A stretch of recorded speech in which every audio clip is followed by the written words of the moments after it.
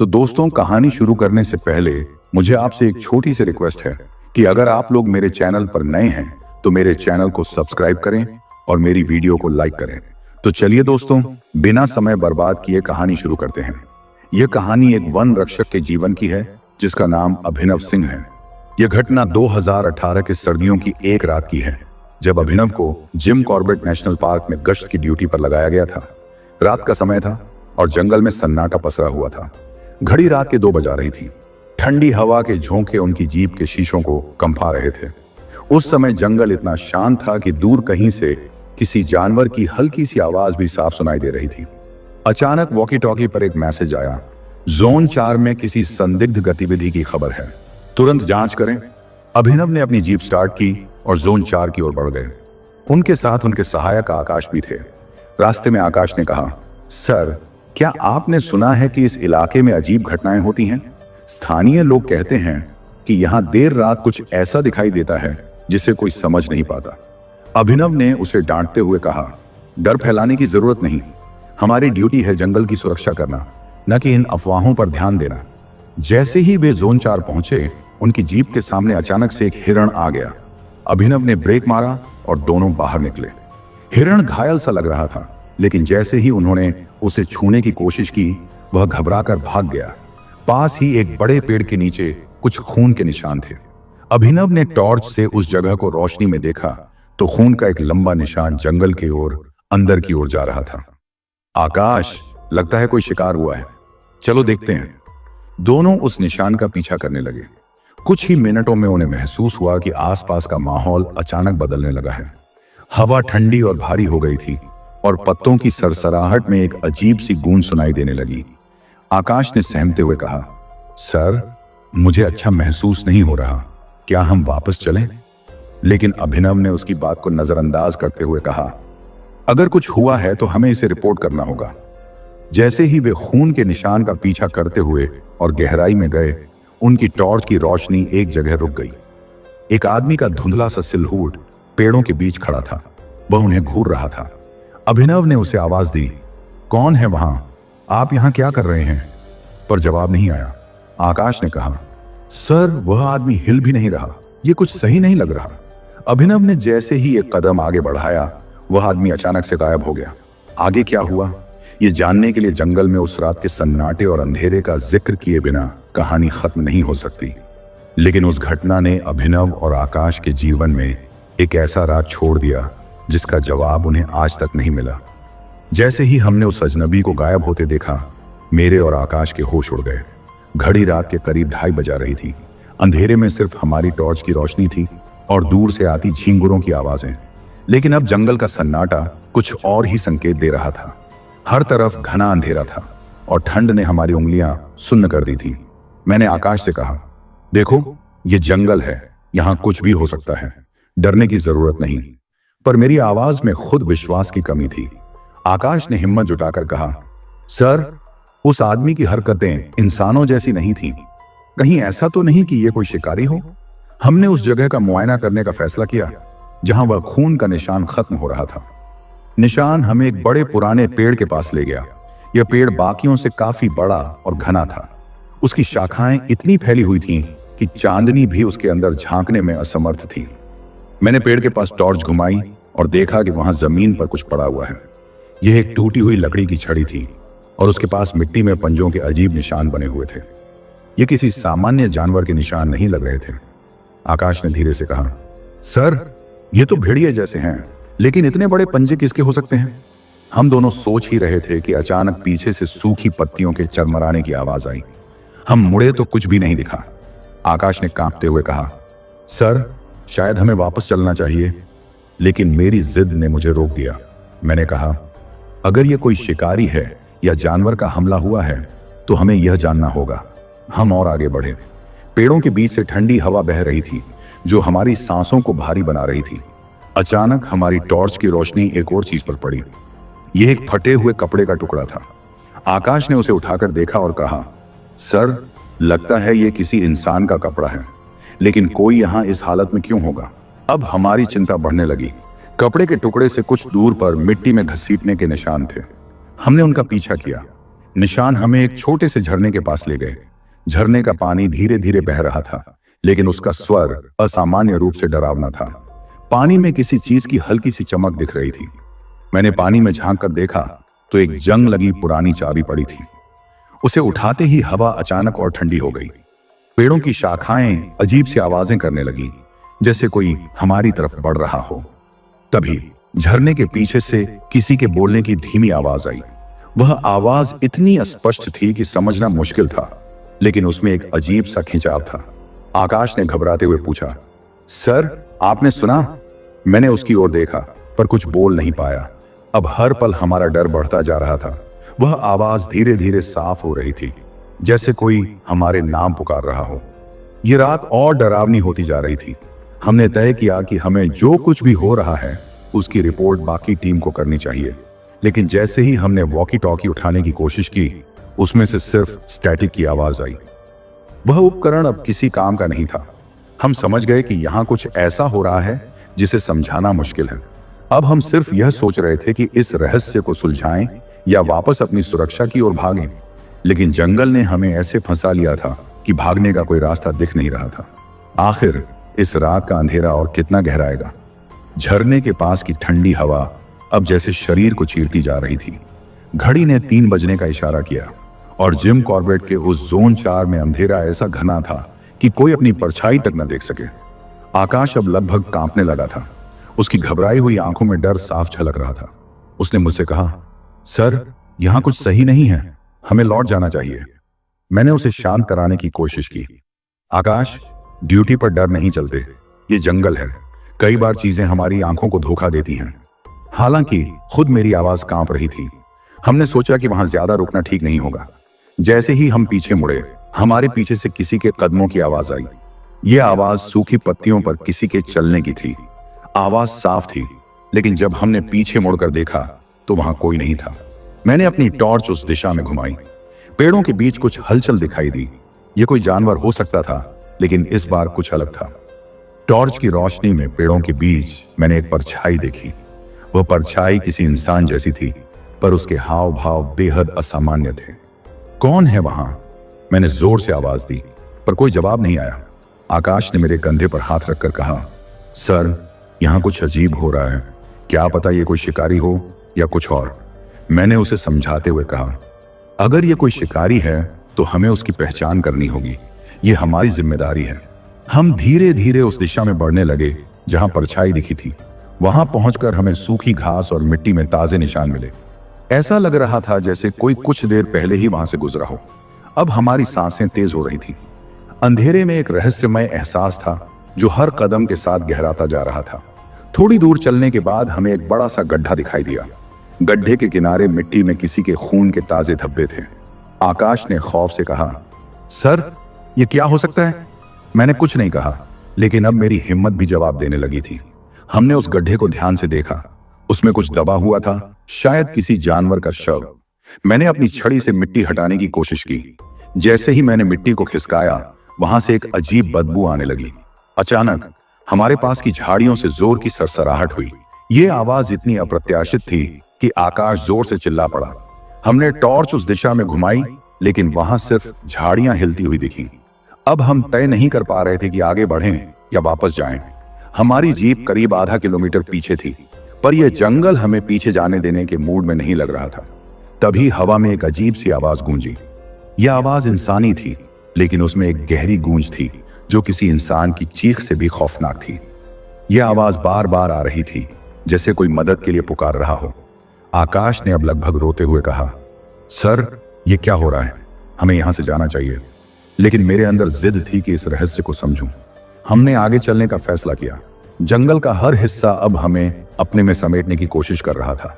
Zone 4, जो सुबह तक एक सामान्य जंगल लगता था, अब किसी अंधेरे राज की परतें खोल रहा था। हम आगे बढ़े। हवा अब और ठंडी हो चुकी थी। झाड़ियों के बीच से किसी के तेजी से भागने की आवाज आई। जैसे ही मैंने टॉर्च उस दिशा में घुमाई, मैं सन्न रह गया। एक जोड़ी लाल चमकती आंखें अंधेरे में हमें देख रही थीं। हम अब उस जगह फंस चुके थे। क्या ये आंखें किसी जानवर की थीं या किसी और की? हम दोनों का दिल तेजी से धड़क रहा था, लेकिन यहां से वापस लौटने का कोई रास्ता साफ नजर नहीं आ रहा था। और तभी उन चमकती लाल आंखों को देखकर हमारा खून ठंडा पड़ गया। वह चीज पेड़ों के बीच स्थिर खड़ी थी, मानो हमें घूर रही हो। आकाश ने मेरी बांह पकड़ी और घबराते हुए फुसफुसाया, सर, ये जानवर नहीं है, मैं कह रहा हूं ये कुछ और है। मैंने अपनी सांसें संभालते हुए टॉर्च की रोशनी उस ओर फोकस की, लेकिन जैसे ही रोशनी उसके ऊपर पड़ी, वह आंखें गायब हो गईं। पेड़ों के पीछे सरसराहट फिर सुनाई दी। ऐसा लग रहा था जैसे कोई तेजी से हमारी ओर आ रहा हो। आकाश अब पूरी तरह बौखला चुका था। उसने लगभग चिल्लाते हुए कहा, सर, हमें यहां से तुरंत भागना चाहिए, यह कोई सामान्य बात नहीं है। लेकिन मेरे दिमाग में अलग ख्याल चल रहे थे। यह किसकी हरकत थी? जंगल में इतनी रात को क्या हो सकता था? मैंने उसे शांत रहने को कहा, आकाश, ड्यूटी पर कभी हड़बड़ी नहीं दिखानी चाहिए। हम पहले यह पता लगाएंगे कि क्या हो रहा है। हालांकि मेरे शब्द खुद मेरे अंदर के डर को नहीं दबा पा रहे थे। हमने धीरे धीरे आगे बढ़ने का फैसला किया। घड़ी अब 3:15 के करीब हो चुकी थी। जंगल पहले से भी ज्यादा ठंडा और सन्नाटे से भरा हुआ लग रहा था। हर कदम के साथ हमें ऐसा महसूस हो रहा था कि कोई हमें देख रहा है। अचानक एक जगह पर हम रुक गए। सामने के पेड़ पर किसी ने नाखूनों से खरोंच के गहरे निशान बनाए हुए थे। यह किसी इंसान के बस का नहीं लग रहा था। निशान बड़े और तीखे थे, जैसे किसी विशाल जानवर ने बनाए हों, लेकिन आसपास कोई जानवर मौजूद नहीं था। सर, यह किसका काम हो सकता है? आकाश ने कांपते हुए पूछा। मैंने कोई जवाब नहीं दिया, क्योंकि मुझे खुद समझ नहीं आ रहा था। जैसे ही हमने पेड़ का मुआयना करना शुरू किया, हमें उसके पास मिट्टी में 2 बड़े पैरों के निशान दिखे। ये किसी इंसान जैसे थे, पर असामान्य रूप से बड़े। आकाश ने उन पर अपनी टॉर्च मारी और कहा, ये आदमी के पैरों के निशान तो नहीं लगते, ये क्या हो सकता है? मैंने धीरे से कहा, आकाश, ये जगह कुछ अजीब है, हमें सतर्क रहना होगा। तभी दूर से किसी महिला के रोने की आवाज सुनाई दी। यह आवाज इतनी धीमी थी कि शुरुआत में हमें लगा कि यह हवा का शोर है, लेकिन जैसे जैसे हम ध्यान से सुनने लगे, यह स्पष्ट होती गई। यह रोना जंगल के अंदर से आ रहा था। आकाश ने डरते हुए कहा, सर, मुझे नहीं लगता कि हमें वहां जाना चाहिए। जो भी हो, यह हमारे बस का नहीं है। लेकिन मेरे अंदर का कर्तव्य मुझे रोकने नहीं दे रहा था। मैंने उससे कहा, आकाश, अगर यह किसी इंसान की आवाज है तो हमें उसकी मदद करनी चाहिए। हमने रोशनी का पीछा करना शुरू किया। आवाज हमें एक घने झुरमुट की ओर ले जा रही थी। वहां पहुंचकर हमने देखा कि एक टूटी हुई झोपड़ी जैसी संरचना थी। यह जगह बेहद पुरानी लग रही थी, मानो सालों से किसी ने यहां कदम न रखा हो। झोपड़ी का दरवाजा टूटा हुआ था। अंदर से वही रोने की आवाज आ रही थी। मैंने धीरे से दरवाजे को धकेला और झोपड़ी में झांका। अंदर कुछ भी साफ दिखाई नहीं दे रहा था। केवल एक अजीब सी गंध महसूस हो रही थी, जैसे कुछ सड़ रहा हो। आकाश ने पीछे से फुसफुसाते हुए कहा, सर, हमें यहां से तुरंत लौट चलना चाहिए। यह जगह सुरक्षित नहीं लग रही। लेकिन मैं वापस जाने को तैयार नहीं था। मैंने झोपड़ी के अंदर कदम रखा। तभी मेरे पीछे का दरवाजा जोर से बंद हो गया। आकाश बाहर से चिल्लाया, सर, क्या हुआ? दरवाजा कैसे बंद हो गया? अब मैं उस अंधेरे झोपड़े में अकेला था। अंदर से रोने की आवाज अचानक बंद हो गई। पूरे माहौल में एक भयानक सन्नाटा छा गया। और फिर झोपड़ी के अंदर का माहौल अब एकदम बदल चुका था। चारों तरफ घना अंधेरा था और मेरी टॉर्च की रोशनी भी इतनी मंद पड़ गई थी कि मुझे मुश्किल से कुछ दिखाई दे रहा था। झोपड़ी के कोनों से अजीब सी गंध उठ रही थी, जैसे वहां कुछ सड़ रहा हो। मेरी घड़ी में 3:30 थे और बाहर आकाश मुझे लगातार पुकार रहा था, सर, आप ठीक हैं? दरवाजा अंदर से क्यों बंद हो गया? उसकी आवाज डर और बेचैनी से भरी हुई थी। मैंने हिम्मत जुटाई और झोपड़ी के अंदर और आगे बढ़ा। जमीन पर काले काले निशान बने हुए थे, मानो किसी चीज को जबरदस्ती घसीटा गया हो। हर निशान मुझे और अंदर की ओर खींच रहा था। मेरे हाथ कांप रहे थे और दिल की धड़कन इतनी तेज थी कि मुझे अपने कानों में सुनाई दे रही थी। तभी झोपड़ी के अंदर से एक धीमी सी फुसफुसाहट सुनाई दी। यह किसी महिला की आवाज थी, लेकिन इतना स्पष्ट कि समझ पाना मुश्किल था। उसने कहा, क्यों आए हो? मैंने तुरंत पीछे मुड़कर देखा, लेकिन वहां कोई नहीं था। मेरी टॉर्च की रोशनी अब और मंद हो चुकी थी। मैंने उसे जोर से झटका दिया और रोशनी थोड़ी तेज हुई। लेकिन जैसे ही मैंने सामने की दीवार पर टॉर्च डाली, मैं सन्न रह गया। दीवार पर खून से कुछ लिखा हुआ था, यहां कोई वापस नहीं जाता। मेरे शरीर में झुरझुरी दौड़ गई। मैंने दरवाजा खोलने की कोशिश की, लेकिन वह बिल्कुल अड़ गया था। बाहर आकाश की आवाज और जोर से सुनाई दी। उसने कहा, सर, अंदर क्या हो रहा है? आप बोल क्यों नहीं रहे? मैंने चिल्लाकर कहा, आकाश, दरवाजा खोलने की कोशिश करो। आकाश ने दरवाजे को धक्का देना शुरू किया। बाहर से उसकी ताकत की आवाज सुनाई दे रही थी, लेकिन दरवाजा टस से मस नहीं हो रहा था। इसी बीच झोपड़ी के अंदर का माहौल और भी भयावह हो गया। अब मुझे अपने आसपास किसी के होने का एहसास हो रहा था। पीछे से फिर वही फुसफुसाहट आई, लेकिन इस बार आवाज तेज थी। तुमने इसे क्यों छुआ? मैंने चौंक कर पीछे देखा। झोपड़ी के कोने में अंधेरे के बीच एक आकृति खड़ी थी। वह स्थिर थी, लेकिन उसकी आंखें एक बार फिर लाल चमक रही थीं। उसकी परछाई पूरे कमरे में फैल रही थी, जैसे वह किसी इंसान से बड़ी हो। मैंने हिम्मत जुटाकर उसे पूछा, तुम कौन हो और यह सब क्यों कर रहे हो? उसने कोई जवाब नहीं दिया। वह आकृति धीरे धीरे मेरी ओर बढ़ने लगी। उसका हर कदम अजीब था, जैसे वह जमीन को छू भी नहीं रही हो। मैं पीछे हटने लगा, लेकिन दरवाजा अब भी बंद था। आकाश ने बाहर से कहा, सर, अंदर क्या हो रहा है? आपकी आवाज क्यों नहीं आ रही? मैंने चीख कर कहा, आकाश, मदद बुलाओ, यहां कुछ गड़बड़ है। लेकिन मेरी आवाज जैसे दीवारों में गुम हो रही थी। तभी वह आकृति रुक गई और दीवार की ओर इशारा करने लगी। मैंने टॉर्च से देखा तो वहां एक और खून से लिखा संदेश था। अब समय खत्म हो चुका है। मैं समझ नहीं पा रहा था कि यह सब क्या है। बाहर से आकाश ने आखिरी बार चिल्लाकर कहा, सर, मैं फोर्स बुलाने जा रहा हूं। लेकिन इससे पहले कि वह कुछ और कह पाता, दरवाजा अचानक से अपने आप खुल गया। आकाश दौड़ता हुआ अंदर आया। उसने मेरे चेहरे को देखा और कहा, सर, आप ठीक हैं? आपका चेहरा सफेद क्यों हो गया है? मैंने उसकी ओर इशारा करके कहा, आकाश, वह कोने में। लेकिन जब हमने देखा तो कोना खाली था। झोपड़ी में अब कोई नहीं था, लेकिन वह बदबू और दीवार पर लिखे खून के निशान अब भी वहीं थे। आकाश ने सहमते हुए कहा, सर, यह जगह छोड़ देते हैं, यहां कुछ सही नहीं है। मैंने उसकी बात मानी, लेकिन जैसे ही हम झोपड़ी से बाहर निकले, हमें लगा जैसे जंगल और भी शांत हो गया है। न हवा की आवाज, न झींगुरों का शोर, बस सन्नाटा। हमने वापस जीप की ओर दौड़ लगाई, लेकिन जीप तक पहुंचने से पहले, जैसे ही हम जीप की ओर बढ़ रहे थे, जंगल का माहौल और भी अजीब होता जा रहा था। आसमान में बादल घने होने लगे थे और अंधेरा पहले से ज्यादा घना लग रहा था। हमारे कदमों की आवाज हमें ही डरा रही थी। हर कदम पर लग रहा था कि कोई हमारे पीछे चल रहा है। आकाश ने धीरे से कहा, सर, पीछे देखने का मन कर रहा है, लेकिन मुझे डर लग रहा है। मैंने उससे सख्ती से कहा, कुछ भी हो, पीछे मत देखना, बस चलो। घड़ी अब 3:45 बजा चुकी थी।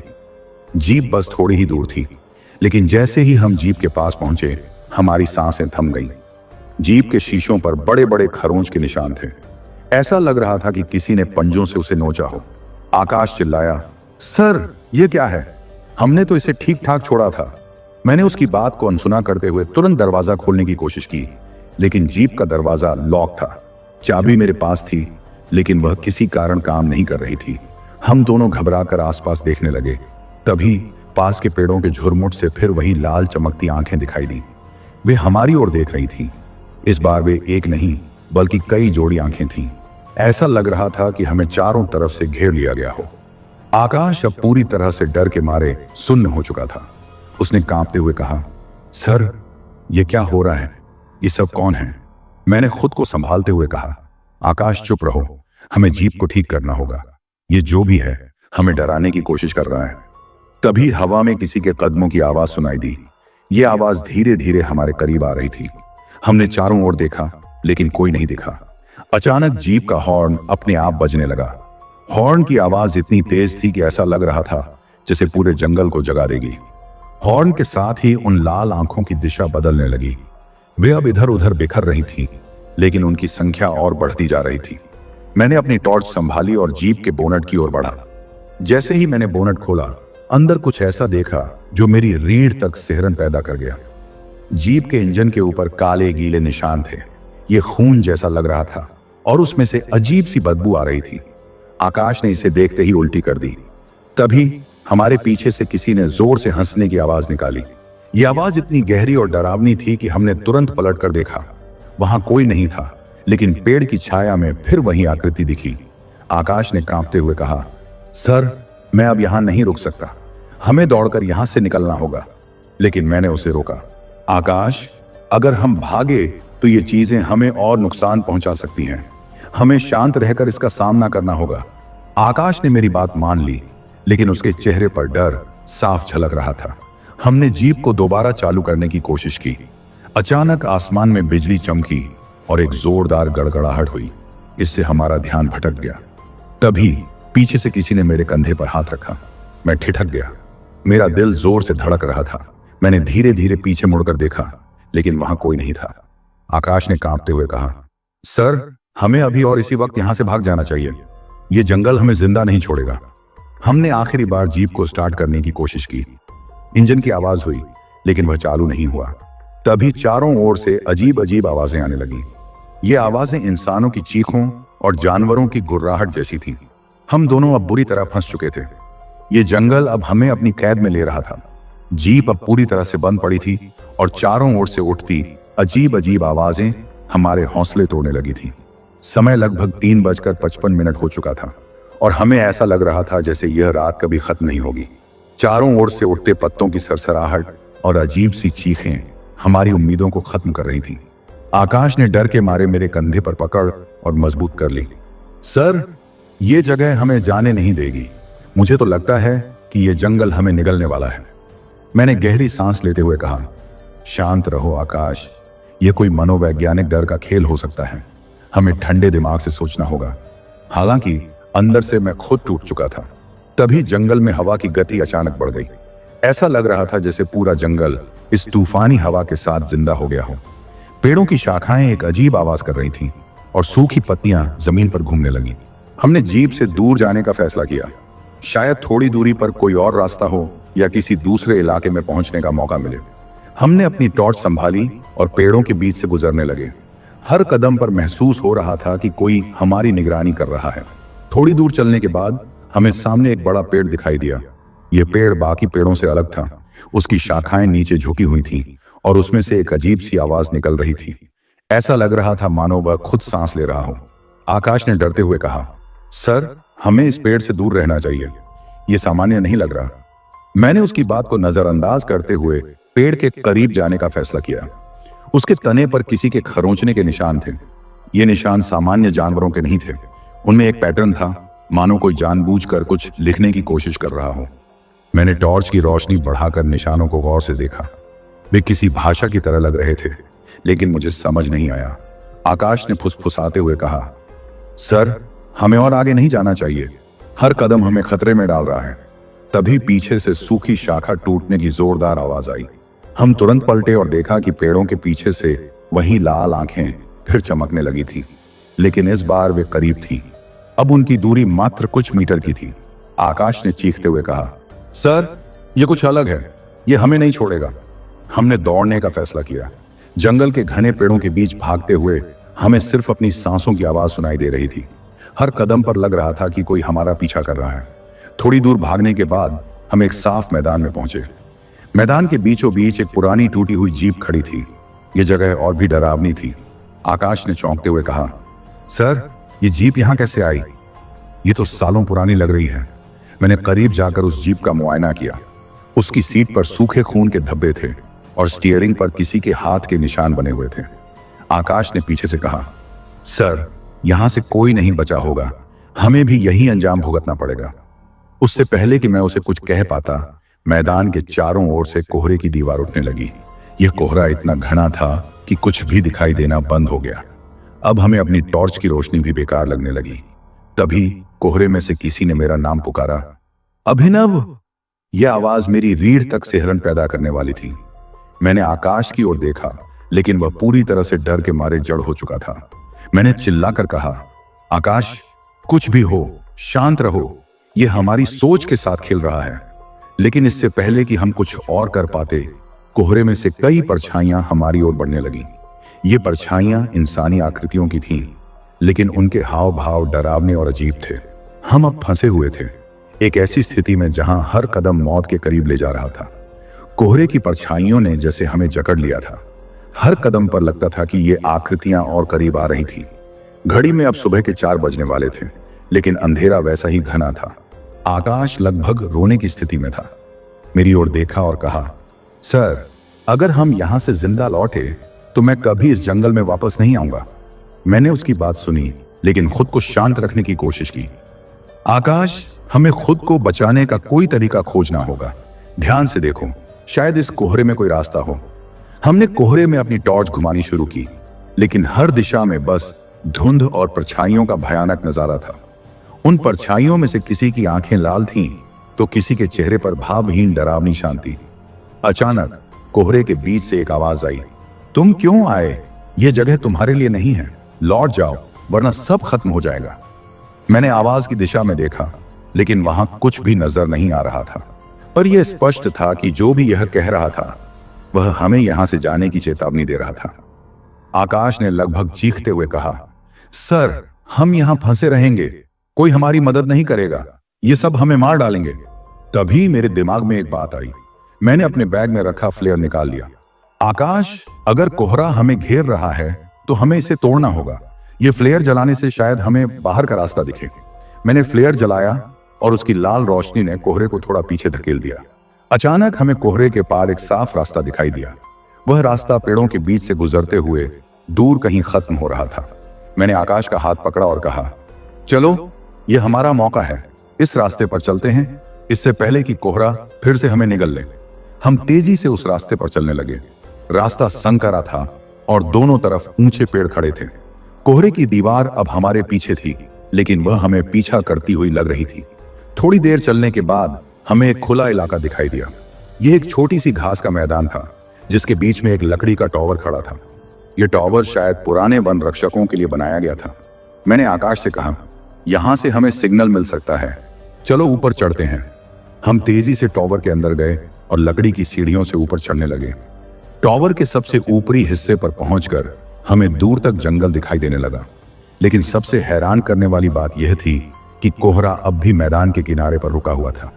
मैंने तुरंत अपना वॉकी टॉकी निकाला और सिग्नल की जांच की। इस बार कुछ आवाज सुनाई दी, बेस कैंप, यहां अभिनव, क्या आप मुझे सुन सकते हैं? कुछ सेकंड्स तक कोई जवाब नहीं आया। फिर अचानक वॉकी टॉकी से एक आवाज आई, अभिनव, तुम कहां हो? तुम्हारी लोकेशन नहीं मिल रही। मैंने राहत की सांस लेते हुए जवाब दिया, हम जोन 4 में फंसे हुए हैं, हमें मदद चाहिए, जल्दी आओ। कुछ देर बाद बेस कैंप से जवाब आया, हमारी टीम तुम्हारी लोकेशन पर आ रही है, वहीं रुको। अब हमें थोड़ा सुकून महसूस हुआ, लेकिन हमारी मुश्किलें अभी खत्म नहीं हुई थी। मैदान के किनारे पर रुका हुआ कोहरा अब टॉवर की ओर बढ़ने लगा था। मैंने आकाश से कहा, हमें किसी भी हालत में यहां डटे रहना होगा, मदद रास्ते में है। जैसे जैसे कोहरा टॉवर के करीब आया, हम और सतर्क हो गए। उसकी दीवार के अंदर अब भी वही परछाइयां दिख रही थी, लेकिन इस बार वे ज्यादा आक्रामक लग रही थी। आकाश ने कांपते हुए कहा, सर, क्या यह कोहरा यहां तक पहुंच जाएगा? मैंने जवाब दिया, हम टॉवर पर हैं, यह शायद ऊपर नहीं आ सकेगा। तभी जंगल में से गाड़ियों की हेडलाइट्स की रोशनी दिखाई दी। यह बचाव दल था। उनकी जीप मैदान के दूसरी तरफ रुक गई और उन्होंने टॉवर की ओर देखा। अभिनव, क्या तुम ऊपर हो? बेस कैंप की टीम के लीडर ने पुकारा। हाँ, जल्दी करो, यह कोहरा खतरनाक है, मैंने चिल्लाकर जवाब दिया। टीम ने तेजी से हमारे लिए सीढ़ी लगाई और हमें नीचे आने को कहा। हम दोनों ने फौरन सीढ़ी के जरिए नीचे उतरना शुरू किया। कोहरा अब टॉवर के चारों ओर घिर चुका था, लेकिन बचाव दल की गाड़ियां उसकी रोशनी को तोड़ रही थी। जैसे ही हम नीचे पहुंचे, टीम ने हमें गाड़ी में बिठाया और तुरंत वहां से निकल गए। मैदान को पीछे छोड़ते हुए मैंने टॉर्च से पीछे देखा। वह कोहरा अब भी वहीं रुका हुआ था, मानो हमें जाते हुए देख रहा हो। जब हम बेस कैंप पहुंचे तो सुबह के 6 बज चुके थे। आकाश पूरी तरह से थका हुआ और डर से कांप रहा था। मैंने उससे कहा, हम बच गए, लेकिन जो कुछ हुआ वह हमें हमेशा याद रहेगा। उस रात जो हमने देखा वह हमारे लिए हमेशा एक रहस्य बना रहा, लेकिन हमने यह तय कर लिया कि जिम कॉर्बेट के उस हिस्से में कभी वापस नहीं जाएंगे।